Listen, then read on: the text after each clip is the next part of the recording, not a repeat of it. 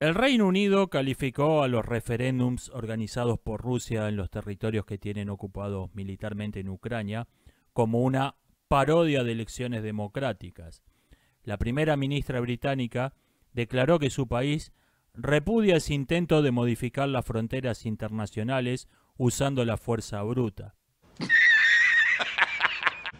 Are you serious? Hola a todos, bienvenidos a Filosofía de Película, yo soy Oscar. Bueno, antes que nada les quiero agradecer a todos los que votaron en la encuesta que hice tanto en este canal como en Filosofía Clase B, preguntando si esta sección debería pasar a ese canal o quedar en el canal principal, que fue la opción que ganó. Muchas gracias a todos. Vamos con las noticias. Hoy tengo alrededor de 10 noticias que comentar. Habitualmente en esta sección comento un promedio de 3.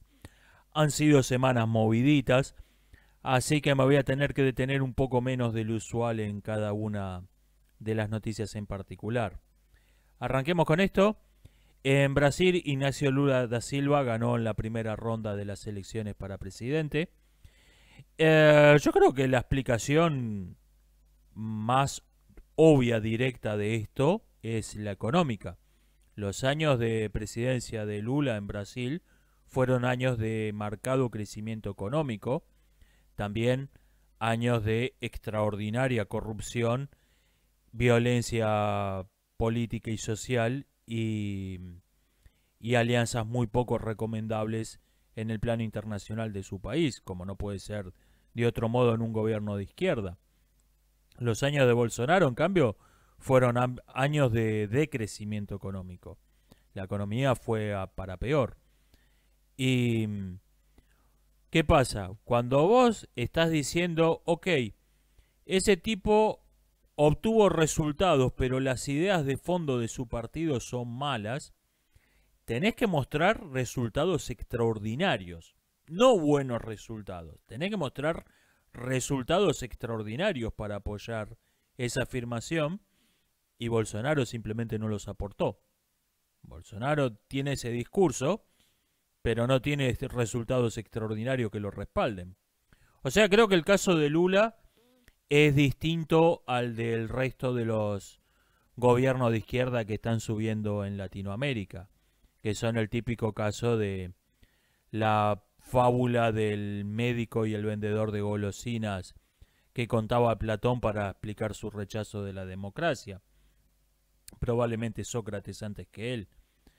El vendedor de golosinas, no importa lo que sea bueno, gana las elecciones prometiendo lo que la gente quiere escuchar. Bueno, ese podemos decir que es el caso de otras elecciones en la región, pero Lula tiene algo que mostrar. Vamos a la noticia principal. Rusia anexionó oficialmente el este de Ucrania, incluyendo territorios que no controla de facto, o sea, desde el punto de vista de la ley rusa, se está combatiendo en territorio ruso en este momento. Quiero comentar el paralelismo que no es casual entre la hipocresía del gobierno ruso de dibujar una línea arbitraria en el mapa y pretender a partir de esa línea arbitraria que se sacaron del sombrero, de esa frontera ficticia, pretender que los invasores son los invadidos, que los agresores son los agredidos, eh, que los victimarios son las víctimas. Encontramos esta lógica, no por casualidad, en todos los movimientos políticos que inventó el KGB en Occidente. Es la vieja escuela, salieron todos de la misma escuela. La OTAN respondió haciendo pública su política de uso de armas nucleares, lo cual es una forma de pintar la línea en el piso. No pases de acá. La política de la OTAN que hicieron pública dice que van a responder a un ataque nuclear contra Ucrania con un ataque masivo pero con armas convencionales contra las fuerzas rusas en Ucrania. O sea, si Rusia usa armas nucleares en Ucrania, la OTAN intervendría directamente, no indirectamente, como lo está haciendo, atacando a la flota rusa en el Mar Negro y a las fuerzas de tierra apostadas en Ucrania. Y si atacan a un miembro de la OTAN con armas nucleares, van a responder con armas nucleares ellos también. En respuesta a la anexión rusa del este de Ucrania, Ucrania, como Estado, solicitó su incorporación a la OTAN. Esto fue una jugada política, no es que pretendieran que los iban a incorporar en la OTAN, sabían que no, pero los obligaron al hacer. ¿Cuál fue la jugada de Zelensky y el resto de su gobierno? Los obligaron a votar. Por lo tanto, los obligaron a hacer explícita cuál es la postura de cada miembro de la OTAN respecto de la guerra en Ucrania. 9 países miembros de la OTAN, quiero decir, firmaron un documento apoyando la incorporación de Ucrania, es decir, declarando públicamente su intención de declararle la guerra a Rusia.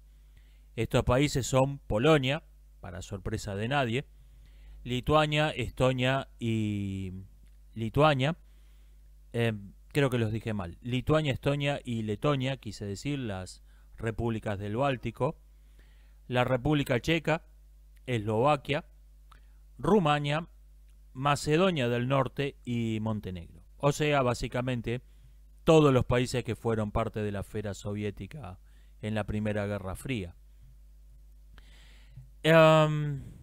Estos países eventualmente podrían formar una coalición militar propia. Esto la OTAN no lo prohíbe.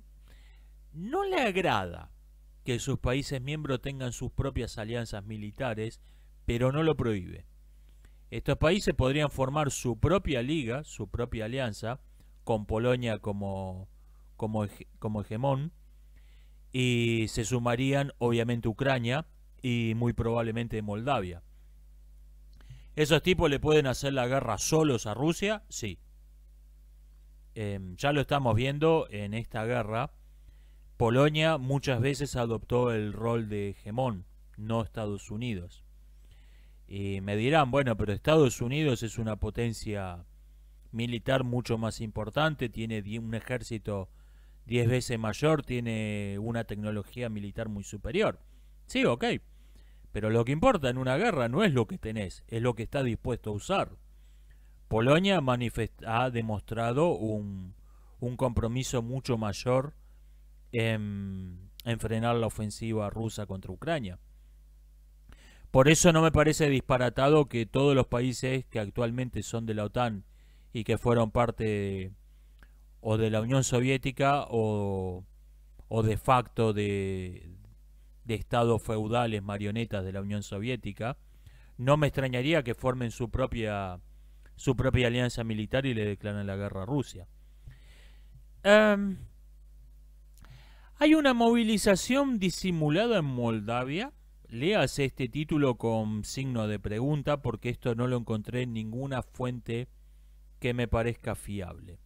Es un rumor que circula por ahí y que me parece que tiene sentido. O sea, no una movilización oficial como la que hay en Ucrania o en Rusia, legalmente declarada la movilización, sino que con disimulo se estaría llamando hombres a filas, se estaría incorporando a los reservistas, se estaría desviando presupuesto que oficialmente no es presupuesto militar, se estaría desviando al ejército. No me suena para nada disparatado, pero repito, no lo puedo dar como un hecho, como una noticia, porque no viene de una fuente que me inspire demasiada confianza. Si es el caso, el objetivo más probable con diferencia sería que lanzaran una operación para tomar el control de la región de Transnistria, que es de facto un país independiente, no reconocido por ninguna nación del mundo, creo que reconocido por Rusia únicamente. En el este de Moldavia, para las fronteras reconocidas internacionalmente, es parte de Moldavia. o al oeste de Ucrania. Es un país alargado, mucho más extenso de norte a sur que de este a oeste. Si lo consideramos un país, obviamente, y no una región secesionista ocupada por un gobierno de facto. Ese sería el objetivo. Ese sería el objetivo más probable si es verdad que se están movilizando.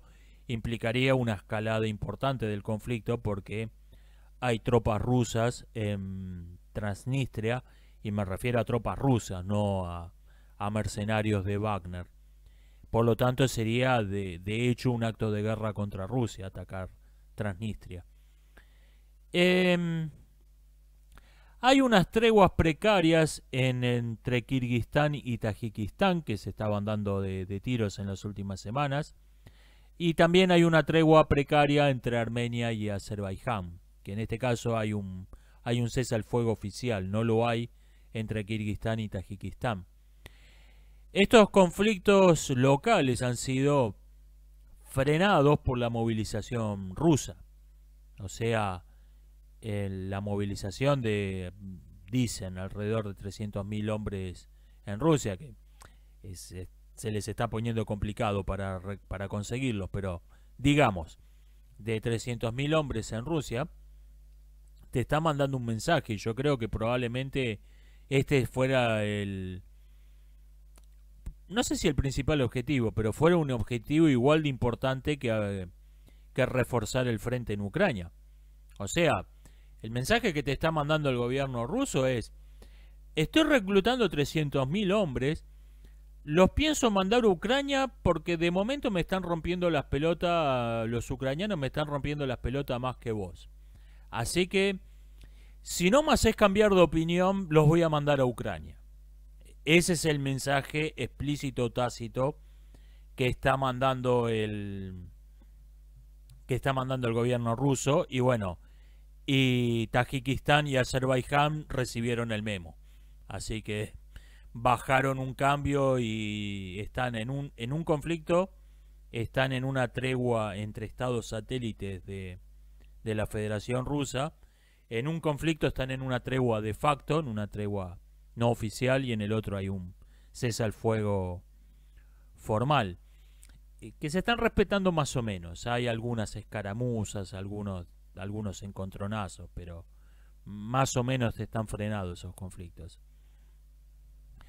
Hay claros indicios de división en Rusia. Hay gente perdón, hay gente abiertamente desafiando lo que dijo Putin y diciendo que ellos hubieran hecho otra cosa si estuvieran en el poder, lo cual es me estoy postulando para golpista, básicamente. Algunas personas ven con optimismo un eventual golpe de Estado contra Putin, yo no. Los cambios de régimen en un país en conflicto nunca han sido para cambiar un halcón por una paloma. Siempre son para poner a alguien más extremo, más radical en el poder. Y esto lo estamos viendo a medida que se extiende el conflicto, lo estamos viendo en los dos bandos.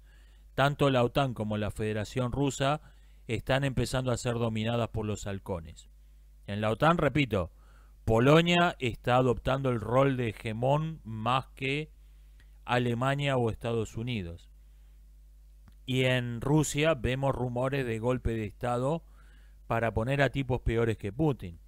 Porque no se vayan a creer el discurso de propaganda de que Putin es un loco Hitler 2.0.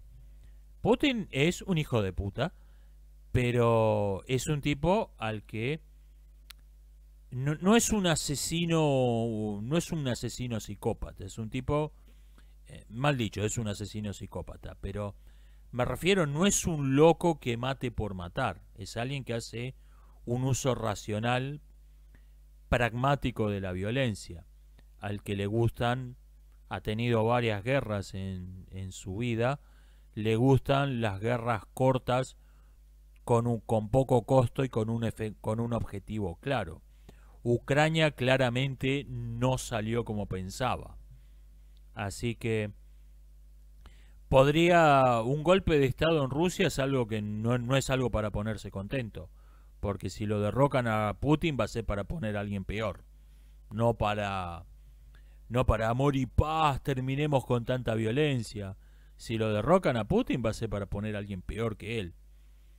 Eh, Hubo rumores de golpe de estado en China. Creo que esto se inscribe en el marco de las internas. En el Partido Comunista Chino hay dos facciones abiertamente hostiles que a veces llegan incluso a hacer propaganda mutuamente contradictoria en público. A pesar de que esos tipos tienen la mentalidad de que los trapos sucios se lavan adentro del partido. No el pueblo, la gente es para mandarla a trabajar a latigazo, no para que opine. A pesar de que tienen esa escuela, se ha llegado las divisiones del Partido Comunista Chino se han llegado a manifestar en público. Creo que se inscribe en ese marco. O sea, un golpe de estado no es algo que podés hacer con disimulo. O sea, se nota cuando anda gente dándose de tiros en la calle. Es difícil no enterarte. Norcorea hizo un disparo de advertencia sobrevolando Japón. Disparó un misil que sobrevoló Japón y se estrelló en el mar. O sea, dando a entender que le podemos pegar a cualquier parte de Japón que querramos. Esto ya lo había hecho antes Norcorea, pero le había avisado a Japón. O sea, hay niveles de provocación. Que te pasen un misil por arriba de tu territorio no es poca cosa. Pero le habían avisado, no le vamos a disparar un misil a Japón, lo vamos a tirar al mar y les va a pasar volando por arriba la cabeza. Esta vez no avisaron, esta vez dispararon de una. O sea, es un... Japón tranquilamente podría haber respondido bombardeando Norcorea. Es un nivel de provocación mucho mayor. Creo que el objetivo es divide y reina. Creo que el régimen de Norcorea quiere crear tensiones entre Corea del Sur y Japón, que no tienen, son aliados que no tienen otra cosa en común que odiar al régimen de Corea del Norte, porque Corea y Japón tienen una historia terrible de guerras a lo largo de siglos. O sea, no son gente que se tenga mucha simpatía los surcoreanos con los japoneses. Están aliados temporalmente contra un enemigo común. Y creo que el régimen de Norcorea quiere crear un nacionalismo transcoreano o un pancoreanismo para separar, para disminuir el apoyo a Japón en Corea del Sur.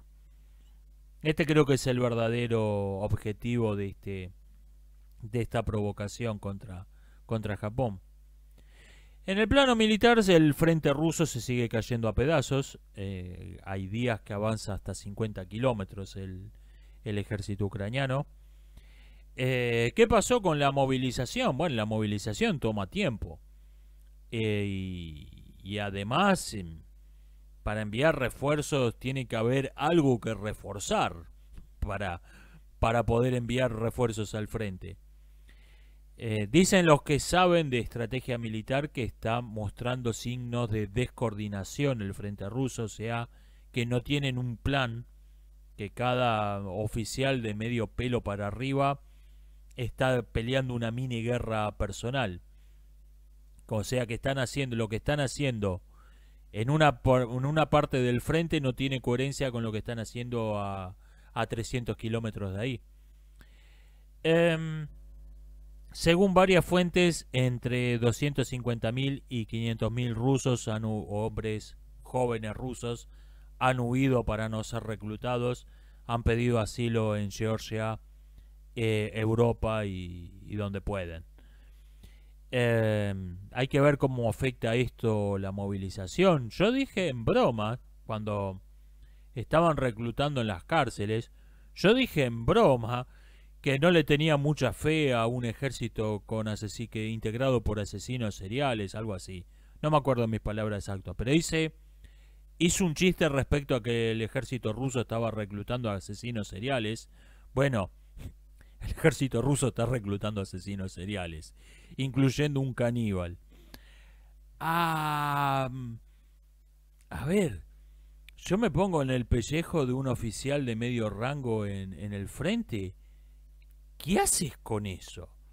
El único uso que se me ocurre para esa basura humana es mandarlos a caminar por delante a ver si hay un campo minado. Ven, que huele en pedazos el caníbal y no a un soldado que me sirva para algo. Yo creo que movilizar cualquier cosa, mandar al frente cualquier cosa que tengan, puede llegar incluso a debilitarlo más de lo que ya están. No solo no reforzarlo.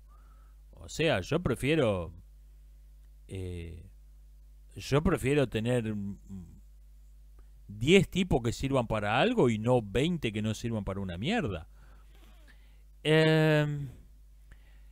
Otra noticia muy comentada fue el sabotaje contra un gasoducto que iba enviaba gas de Rusia a países de la Unión Europea.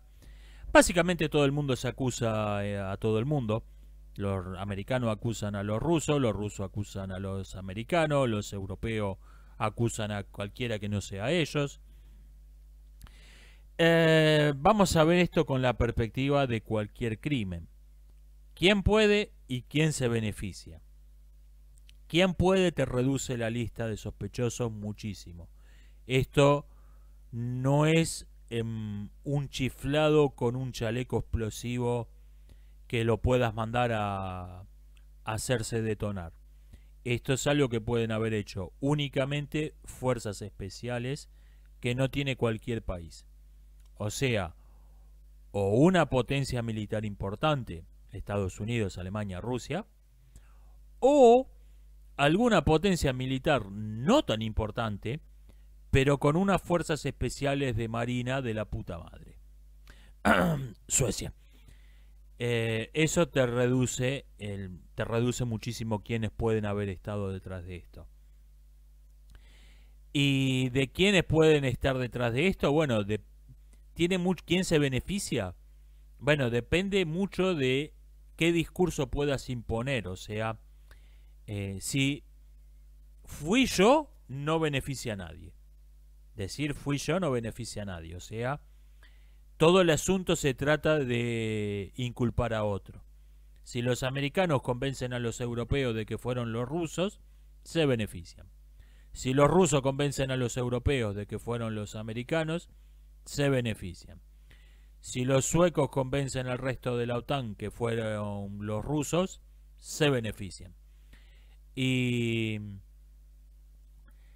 en el caso de Alemania, si convencen, Alemania sin duda no se beneficia como país, pero si facciones muy antirrusas de Alemania convencen al resto del mundo, convencen a su propio país sobre todo, de que estuvo detrás Rusia, se benefician con esto.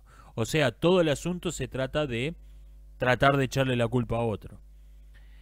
Y esto vuelve muy difícil saber quién fue realmente el que estuvo detrás de eso. Hay conflictos internos en Irán que es difícil, hay